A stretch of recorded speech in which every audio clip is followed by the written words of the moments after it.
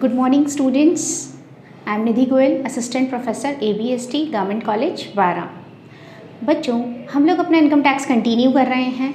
इस सीरीज़ में हम अभी तक अपना जो बेसिक इंट्रोडक्शन है, ठीक है, रेजिडेंस एंड टैक्स लायबिलिटी है, then house property, business and profession है, सब कुछ स्टडी कर चुके हैं। साथ ही साथ हम एग्जेम्प्टेड इनकम्स भी देखते चले जा रहे हैं, है ना, और डेप्रिसिएशन भी हमने स्टडी किया। अब हम अपना नेक्स्ट हेड ले रहे हैं जिसका नाम है कैपिटल गेन, पूंजी लाभ। देखिए बच्चों, आप अभी तक अकाउंटेंसी में पढ़ते चले आ रहे हैं कि what is revenue and what is capital, आयगत क्या होता है और पूंजीगत क्या होता है। आयगत means revenue, revenue means recurring, है ना, जो आवर्ती नेचर का है, जो बार बार होगा। जब हम एक्सपेंसेस की बात करते हैं तो रेवेन्यू एक्सपेंसेस जो कि फ्रीक्वेंटली होंगे, यानी कि एक फिक्स टाइम इंटरवल में बार बार होंगे, या तो हर महीने होंगे, या हर 2 महीने में होंगे, हर 6 महीने में होंगे, those are recurring in nature, ठीक है। तो उन्हें हमने रेवेन्यू एक्सपेंसेस कहा था। और दूसरा, उसका बेनिफिट हम विद इन अ ईयर ले लेते हैं, दोज आर रेवेन्यू एक्सपेंसेस। और कैपिटल एक्सपेंसेस क्या थे? ऐसे एक्सपेंसेस हैं जो कि बल्क अमाउंट में होते हैं, है ना, यानी कि जिसका benefit with in a year नहीं लिया जा सकता, एक से ज़्यादा फाइनेंशियल ईयर तक आप उसका बेनिफिट लेते हैं, ठीक है। और जो बहुत फ्रीक्वेंटली नहीं होते हैं, और जिसका यूज़ कहाँ पर होता है, जिसके बेसिस पर आप अपने बिजनेस के इनकम्स को इंक्रीज करते हैं, उसकी प्रोडक्टिविटी को इंक्रीज कर पाते हैं, those are capital assets, those are capital expenditures, ठीक है। तो हम आज उसी पर बेस्ड यहाँ पर अगला हमारा हेड लेंगे जिसमें हम लेंगे कैपिटल गेन्स। देखिए, रेवेन्यू एक्सपेंसेस की और रेवेन्यू जो भी ऑपरेटिंग एक्सपेंसेस थी उनकी सारी की सारी छूट हम डिडक्शंस बिजनेस हेड में दे चुके हैं, वो बिजनेस से रिलेटेड था। अब जब हम बिजनेस हेड के अलावा, देखिए आपके पास अगर सैलरीड हैं आप तो अलग चीज़ है, हाउस प्रॉपर्टी है तो वो अलग चीज़ है। आपको अगर बिजनेस से या प्रोफेशन से कोई इनकम हो रही है तो हमने वहाँ टैक्सेबल कर दी बिजनेस एंड प्रोफेशन हेड में। लेकिन अब अगर आपके पास कोई भी ऐसी कैपिटल एसेट है, कोई भी ऐसी पूंजी संपत्ति है जो आपके बिजनेस से रिलेटेड नहीं है, ठीक है, या फिर जो आपके पर्सनल यूज़ की नहीं है, तो फिर उस कंडीशन में आप अगर उसको सेल करते हैं और उसको सेल करने से आपको कोई भी गेन्स या बेनिफिट्स होते हैं, कोई भी प्रॉफिट्स होते हैं, तो आप उसे यहाँ कैपिटल गेन हेड में टैक्सेबल करते हैं, ठीक है। दूसरी चीज़, तो अगर मैं बात करूँ आपसे कि व्हाट आर कैपिटल गेन्स, पूंजी लाभ क्या होते हैं, पूंजी संपत्तियों के हस्तांतरण से होने वाले लाभ गत वर्ष में पूंजी लाभ कहलाते हैं। मैंने यहाँ प्रीवियस ईयर गत वर्ष इसलिए लगाया है क्योंकि ये पूंजी लाभ गत वर्ष में ही होने चाहिए। अगर आपको उससे पहले के कोई कैपिटल गेन्स हैं तो वो पहले टैक्सेबल होंगे। यहाँ हमें सिर्फ प्रीवियस ईयर के कैपिटल गेन से मतलब है। तो देखिए, what are capital gains, the gain arising from the transfer of capital assets in the previous year, है ना। प्रीवियस ईयर में कैपिटल एसेट के ट्रांसफर से होने वाले गेन्स कैपिटल गेन्स होते हैं, द वेरी फर्स्ट थिंग। अब दूसरी चीज़ इसमें आती है कि अगर ये पूंजी लाभ है तो फिर पूंजी लाभ में पूंजी संपत्ति से क्या मतलब है, व्हाट इज़ कैपिटल एसेट। क्या अगर मैं अपने पर्सनली उसकी कोई भी कार ले रही हूँ तो वो कैपिटल एसेट है, या फिर मेरे घर का कोई फर्नीचर है क्योंकि वो भी मुझे कई सालों से अपनी सर्विसेज दे रहा है, तो क्या वो भी एक कैपिटल एसेट होगी। या फिर मेरे पास अपनी कोई ज्वेलरी है तो क्या वो ज्वेलरी मेरी पर्सनल एसेट कैपिटल एसेट है। कई सारी चीज़ें इसके अंदर हो सकती हैं, कई सारे क्वेश्चंस आपके दिमाग में आ सकते हैं, है ना। तो इसकी पर्टिकुलर क्या क्या चीज़ें कैपिटल एसेट में आती हैं, देखिए ज़रा। What are capital assets? Capital assets में property of any kind held by the assessee whether or not connected with his business or profession is capital asset। कोई भी प्रॉपर्टी जो कि असेसी के पास है, चाहे वो उसके बिजनेस से कनेक्टेड है या नहीं है, उसे हम उसकी कैपिटल एसेट कहते हैं। लेकिन बच्चों, कुछ चीज़ें ऐसी हैं जो कि कैपिटल एसेट में इंक्लूड नहीं की जाती हैं। तो देखिए वो एसेट्स कौन कौन सी हैं। Capital asset except the following,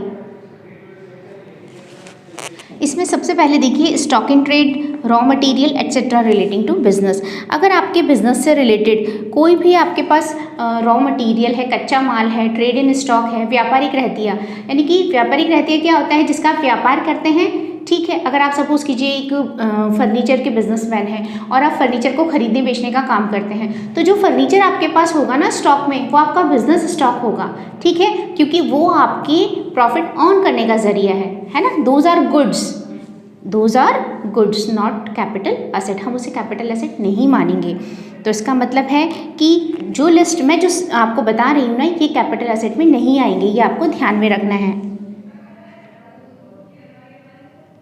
then personal effects like movable property, आपके पास अगर कोई मूवेबल प्रॉपर्टी है, फर्नीचर है, कार है, तो वो आपकी कैपिटल एसेट नहीं होगी, यानी कि उसको खरीदने बेचने से आपको कोई प्रॉफिट हो रहा है ना, तो वो कैपिटल गेन हेड में टैक्सेबल नहीं होगा। लेकिन ध्यान दीजिए, अगर आपके पास कोई भी ज्वेलरी है, यानी कि कोई भी जेवरात है ना, जेवर का मतलब है कोई भी प्रेशियस मेटल्स हो गए, डायमंड हो गया, गोल्ड हो गया, सिल्वर हो गया, तो वो सब इसके अंदर इंक्लूड होगा। फिर उसके अलावा अगर आपके पास कोई भी दुर्लभ कलाकृतियाँ हैं, यानी स्कल्पचर्स हैं, ड्राइंग्स हैं, पेंटिंग्स हैं, तो वो सब भी कैपिटल एसेट होंगी। क्लियर? यानी अगर आप उसको खरीदते बेचते हैं और उससे आपको कोई भी प्रॉफिट होता है तो वो कैपिटल गेन होगा और वो इस हेड में टैक्सेबल होगा। क्लियर? देन नेक्स्ट देखिए, agricultural land situated in areas having population less than 10,000। ये बहुत इंपॉर्टेंट है बच्चों कि 10,000 से कम आबादी वाले स्थान पर अगर आपके यहाँ की पॉपुलेशन 10,000 से कम है और इस तरह के एग्रीकल्चर लैंड से आपको कोई भी इनकम हो रही है, इस तरह के ट्रांसफ़र से आपको अगर कोई भी इनकम हो रही है, किसमें 10,000 से कम पॉपुलेशन वाले एग्रीकल्चर लैंड के ट्रांसफ़र से, तो उसको आपको इस हेड में टैक्स नहीं देना है, क्योंकि वो आपकी कैपिटल एसेट नहीं होगी। ठीक है, क्या नहीं होगी? कैपिटल एसेट नहीं होगी। अब जो इसमें कुछ प्रोविजंस और हैं, क्या क्या प्रोविजंस हैं देखिए ज़रा। ग्रामीण कृषि भूमि से यहाँ क्या मतलब है बच्चों? ऐसी कृषि भूमि जो कि ऐसे एरिया में है जहाँ जिसकी पॉपुलेशन 10,000 से कम हो।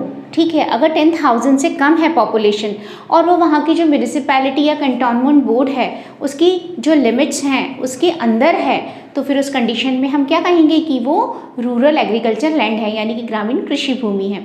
तो ग्रामीण कृषि भूमि हम किसे कहेंगे?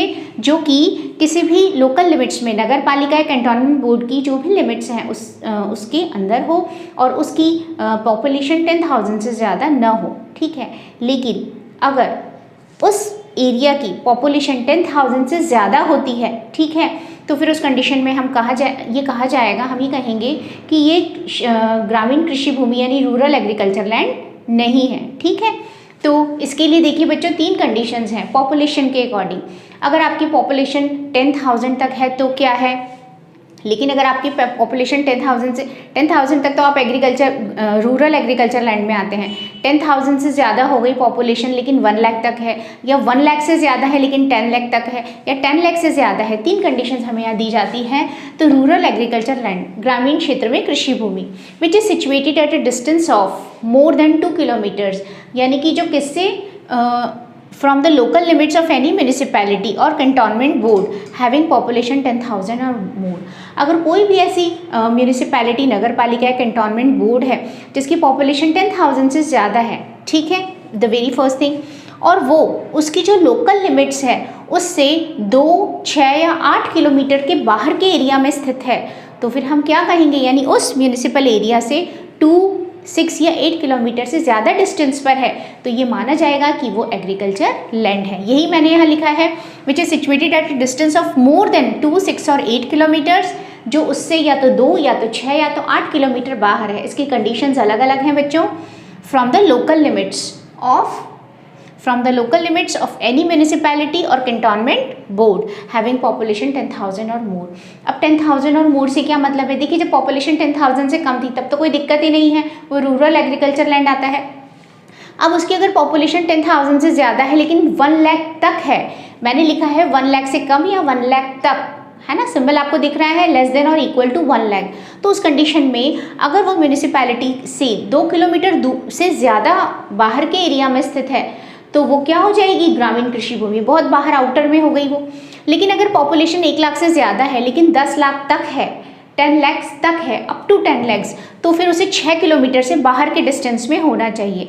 6 किलोमीटर तक तो वो अर्बन ही रहेगा, 6 किलोमीटर से बाहर का एरिया उसका क्या हो जाएगा? रूरल एरिया हो जाएगा।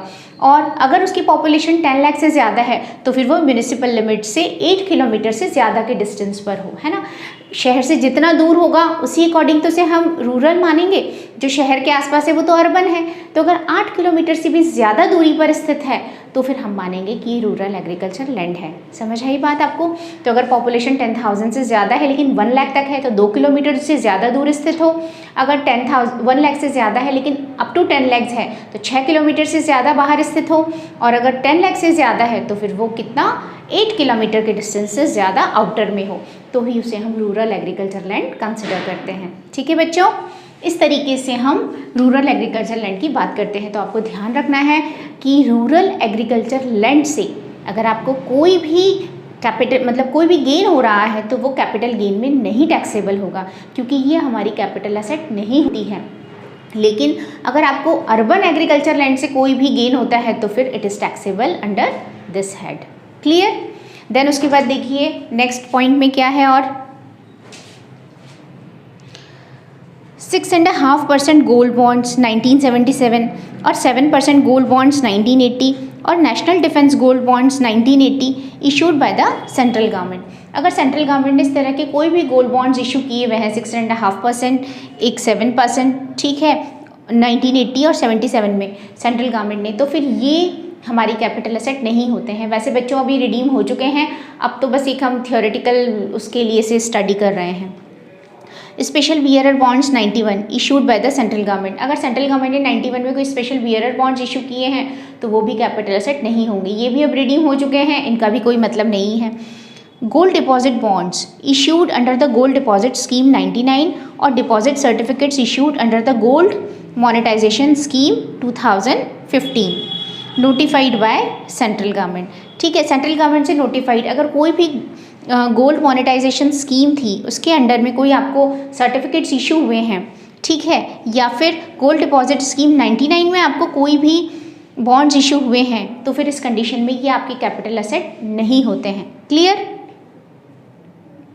और इस पर आपको कोई भी टैक्स नहीं देना होता है कैपिटल गेन में। तो ये सारी चीज़ें क्या हो गई, ये वो हैं जिन पर कि आपको कैपिटल गेन हेड में टैक्स नहीं देना है। ठीक है बच्चों, समझ आ गया?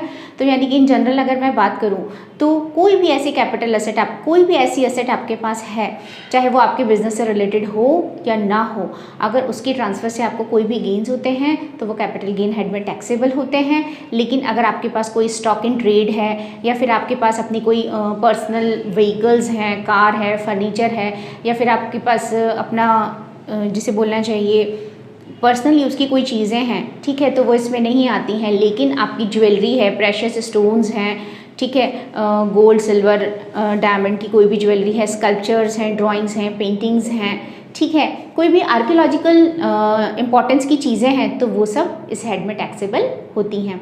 इसके अलावा अगर आपको कोई भी गोल्ड बॉन्ड्स इशू किए जाते हैं, ठीक है, या फिर गोल्ड बॉन्ड सर्टिफिकेट्स उसके रिगार्डिंग कोई सर्टिफिकेट्स इशू किए जाते हैं, तो वो भी इस हेड में टैक्सेबल नहीं होता, वो भी कैपिटल एसेट नहीं है। तो इस तरीके से कैपिटल गेन हेड में हम क्या लेते हैं, किसी भी कैपिटल एसेट के ट्रांसफ़र से, किसी भी पूंजी संपत्ति के हस्तांतरण से अगर आपको कोई भी प्रॉफिट्स होते हैं, गेन्स होते हैं, तो वो इस हेड में टैक्सेबल होते हैं। लॉसेस होते हैं तो वो भी यही इंक्लूड होंगे, ठीक है, उनके अलग प्रोविजंस हैं, हम देखेंगे अभी आगे। और इसमें हम कैपिटल एसेट में किस किस चीज़ को इंक्लूड करते हैं ये भी हमने देखा है ना, और किसे इंक्लूड नहीं करते हैं। फिर हम बात करते हैं बच्चों कि जब मैं कैपिटल गेन की बात कर रही हूँ तो कैपिटल गेन कितनी तरह का हो सकता है। कैपिटल गेन 2 तरह के हो सकते हैं। It is of 2 types, short term capital gain यानी अल्पकालीन पूंजी लाभ, और लॉन्ग टर्म कैपिटल गेन्स यानी कि दीर्घकालीन पूंजी लाभ।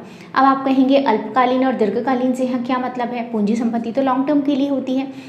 जनरली हम पूंजी संपत्ति से क्या मतलब लगाते हैं, जिसके बेनिफिट्स हमें मोर देन 1 ईयर्स तक रिडीम होते हैं, है ना, हम उससे बेनिफिट्स लेते हैं, ठीक है, उसे हम कैपिटल एसेट कहते हैं। लेकिन बच्चों यहाँ पर अलग अलग एसेट्स के लिए अलग अलग टाइम पीरियड डिसाइडेड होता है। कुछ फिक्स एसेट्स ऐसी हैं जिसके लिए हम जनरली 36 मंथ्स लेते हैं। अगर 36 मंथ्स तक वो एसेट आपके पास रहती है 3 साल तक, तो ही उसके ट्रांसफ़र से होने वाला gain long term capital gain होगा। क्या कहलाएगा? लॉन्ग टर्म कैपिटल गेन कहलाएगा। लेकिन कुछ एसेट्स ऐसी होती है जैसे कि हमारे डिबेंचर्स हो गए, बॉन्ड्स हो गए, है ना, शेयर्स हो गए, जिनके लिए ये लिमिट 12 मंथ्स ही हो सकती है, ठीक है। तो फिर उस कंडीशन में हम क्या कहेंगे कि अगर ये शेयर्स आपके पास 12 मंथ्स रह गए तो इनके ट्रांसफ़र से होने वाला आपको जो भी गेन होगा वो लॉन्ग टर्म कैपिटल गेन होगा। और अगर आपके पास 12 मंथ से कम टाइम पीरियड के लिए रहे हैं तो वो शॉर्ट टर्म यानी अल्पकालीन पूंजी लाभ की स्थिति में आएगा। इसी तरह से कोई एसेट आपके पास अगर 36 मंथ से कम रही है, मतलब अप टू 36 मंथ्स रही है, तो फिर वो क्या होगा, शॉर्ट टर्म कैपिटल गेन होगा। लेकिन अगर 36 मंथ से ज़्यादा रही है तो फिर वो लॉन्ग टर्म की कैटेगरी में आ जाएगा। तो इस तरीके से हम दीर्घकालीन और अल्पकालीन पूंजी लाभ दो तरह से कैपिटल गेन को स्टडी करते हैं। अब आप कहेंगे कि इससे क्या फ़र्क पड़ता है, हम सिर्फ इसको कैपिटल गेन भी बोल सकते थे। कैपिटल गेन तो कैपिटल गेन होता है, उसमें शॉर्ट और लॉन्ग से क्या फ़र्क पड़ता है बच्चों? उसमें फ़र्क पड़ता है, फ़र्क ये पड़ता है कि आप लोग आगे एक चैप्टर पढ़ेंगे set of and carry forward of losses, यानी जिसमें हम क्या करते हैं कि हमें किसी पर्टिकुलर हेड में कोई लॉसेस होते हैं ना, तो हम उसे उसी हेड के प्रॉफिट से राइट ऑफ करते हैं। अगर हमारे पास है तो, नहीं है तो फिर हम उन्हें आगे कैरी फॉरवर्ड कर देते हैं। यहाँ एक इम्पॉर्टेंट फीचर ये है कि शॉर्ट टर्म कैपिटल गेन से लॉन्ग टर्म कैपिटल लॉस को पूरा नहीं किया जाता। दीर्घकालीन जो पूंजी हानि होती है ना आपकी, उसको आप अल्पकालीन लाभों से पूरा नहीं कर सकते, उससे उसकी भरपाई नहीं कर सकते। You can't set of your long term capital losses through short term capital gains. समझ आ रही है मेरी बात? तो जब आप इनकम्स की फॉर्म में दिखाएंगे, अगर लॉन्ग टर्म शॉर्ट टर्म दोनों में प्रॉफिट हो रहा है तो दोनों का टोटल लगाइए और दोनों को एक साथ दिखा दीजिए, कोई प्रॉब्लम नहीं है, ठीक है। लेकिन अगर आपको लॉसेस हो रहे हैं तो फिर उस कंडीशन में आपको दोनों को सेपरेट दिखाना होगा, just because long term capital losses को शॉर्ट टर्म से पूरा नहीं किया जा सकता है ना, उसकी अलग प्रोविजंस हैं, इस वजह से इसे सेपरेट दिखाया जाता है। ठीक है बच्चों, तो दो तरह के हमारे कैपिटल गेन हो गए। इसमें एक 24 मंथ्स वाली कंडीशन भी आती है, अगर अनलिस्टेड डिबेंचर्स हैं तो उसके लिए 24 मंथ्स है। अगर आपके पास 24 मंथ्स तक है तब तो वो शॉर्ट टर्म है, 24 मंथ से ज़्यादा रहती है वो असेट आपके पास और फिर आप उसका ट्रांसफ़र करते हैं तो वो लॉन्ग टर्म हो जाता है। तो इस तरीके से सेपरेट प्रोविजंस हैं इसके अंदर। बच्चों इसके अंदर एक टर्म आती है ट्रांसफ़र। देखिए जब मैं इस डेफिनेशन की बात करती हूँ तो गेन या प्रॉफिट का मतलब आपको समझ आता है, ठीक है। फिर उसके बाद इसमें एक टर्म आती है ट्रांसफ़र और एक आती है कैपिटल एसेट। प्रीवियस ईयर तो हम अपने फर्स्ट चैप्टर में द वेरी फर्स्ट लेक्चर हम लोग स्टडी कर चुके हैं, है ना। तो कैपिटल एसेट की मैं भी आपसे बात कर चुकी हूँ, ये आपको समझ आ चुका है। अब आप देखिए ट्रांसफ़र यानी कि ट्रांसफ़र, हस्तांतरण। हस्तांतरण से क्या मतलब है? ट्रांसफ़र में बच्चों क्या क्या चीज़ें आती हैं देखिए ज़रा। It includes sale, exchange, redemption of zero coupon bonds और रिलिंक्विशमेंट ऑफ द असेट और extinguishment of any rights therein, but does not include transfers on account of gifts, transfer under irrevocable trust, excluding shares and debentures received under employees stock option scheme or under will or on partition of Hindu undivided family. देखिए बच्चों इसका क्या मतलब है, यानी कि transverse के अंदर अगर आप किसी भी तरह की कोई सेल्स करते हैं, अपनी एसेट को सेल कर देते हैं। सेल करने का मतलब है कि आपने उसके बदले में पैसा ले लिया, कंसिडरेशन ले लिया, पर्याप्त प्रतिफल, है ना, प्रॉपर कंसिडरेशन आपने उसके बदले में उससे ले लिया, या फिर आप उसको ट्रांसफ़र कर देते हैं, किसी दूसरे को ट्रांसफ़र कर देते हैं, ठीक है, उसमें भी आपने उससे कंसिडरेशन ले लिया, यानी कि पर्याप्त प्रतिफल, मतलब आपने उससे पैसा ले लिया उसका जो मार्केट वैल्यू है उस अकॉर्डिंग, है ना। देन उसके बाद हमने बात की ज़ीरो कूपन बॉन्ड्स है। ज़ीरो कूपन बॉन्ड्स को आपने अगर रिडीम कर दिया, उनका शोधन हो गया है। शोधन होने से मतलब है कि उसका जो पैसा आपको उसके होल्डर्स को देना था वो आपने उनको पेमेंट कर दिया, तो इस तरीके से क्या हुआ, दैट इज़ रिडम्पशन, ठीक है। इन सबको इसमें इंक्लूड करते हैं। ये सारी चीज़ें it's a part of transfer. तो सिंपल सी चीज़ है, आपको जो भी आपने सेल किया, जो भी आपने दूसरे को ट्रांसफ़र किया, बदले में कंसिडरेशन ले लिया, दैट इज़ ट्रांसफ़र। लेकिन ध्यान दीजिए कुछ चीज़ें ऐसी हैं जो ट्रांसफ़र में इंक्लूड नहीं होती हैं। उसमें हमने क्या क्या लिया बच्चों? सबसे पहले गिफ्ट्स। अगर आप किसी भी तरह के कोई भी गिफ्ट्स एक दूसरे को देते लेते हैं तो that's not a part of transfer, और इससे आपको कोई भी कैपिटल गेन अराइज नहीं होता है। ध्यान दीजिए हम इसे कैपिटल गेन में इंक्लूड नहीं करते हैं। ट्रांसफ़र अंडर इर्रिवोकेबल ट्रस्ट, ठीक है। इर्रिवोकेबल ट्रस्ट का मतलब क्या हो गया? जिसे रिवोक नहीं किया जा सकता, जिसे मतलब खंडित नहीं किया जा सकता, अखंडनीय ट्रस्ट हो गया, है ना। कर्मचारी विकल्प योजना में मिले अंश और ऋण पत्रों को छोड़कर। आपने कंपनी में एम्प्लॉयज़ स्टॉक ऑप्शन प्लान पढ़ा है, शेयर्स वाले चैप्टर में हम पढ़ते हैं इसको, है ना। एम्प्लॉयज़ को ये ऑप्शन मिलता है कि अगर वो चाहें तो कंपनी अपने एम्प्लॉयज़ को ये ऑफ़र करती है कि आप इस कंपनी के शेयर्स मार्केट वैल्यू से कम वैल्यू पर परचेस कर सकते हैं, ठीक है। और उसके लिए उन्हें ऑप्शन दिया जाता है। तो एक पर्टिकुलर टाइम होता है, वेस्टेड पीरियड होता है उसमें, अगर आप चाहें तो उसे परचेस कर सकते हैं और एक पर्टिकुलर टाइम पीरियड तक अपने पास रखते हैं, ठीक है ना। मार्केट से कम में आपको वो अवेलेबल होते हैं। आप नहीं चाहें तो आप उसे छोड़ सकते हैं, जैसी आपकी मर्जी होती है। तो अगर आपको एम्प्लॉय स्टॉक ऑप्शन प्लान में कोई भी शेयर्स और डिबेंचर्स मिलते हैं तो फिर वो किसका पार्ट होंगे, वो ट्रांसफ़र का हिस्सा होते हैं, उसे हम इररिवोकेबल ट्रस्ट में नहीं इंक्लूड करते हैं। और उसके अलावा अगर आपको किसी भी तरह की विल के अंदर, ठीक है,